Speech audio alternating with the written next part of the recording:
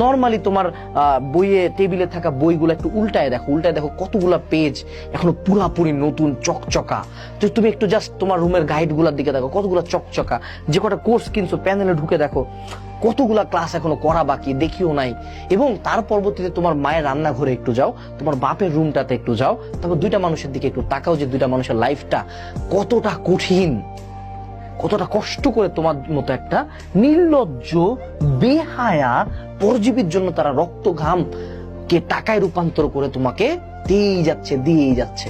তাদের কোনো আইডিয়াও নাই যে আমার সোনামণি বাচ্চা, আমার সোনামণি খুকুমণি, আমার প্রিয় ভালোবাসার ছেলে, প্রিয় ভালোবাসার মেয়ে এতদিন কিচ্ছু করে নাই, জাস্ট 4-5টা চ্যাপ্টার পড়ছে, কোনো মতন পেপারটা শেষ করছে।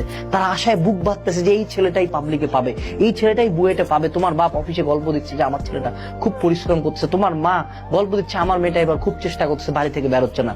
আর তাদের কোনো আইডিয়াও নাই তুমি তলায় এদিকে এতগুলা ঘটনা ঘটায় রাখছো।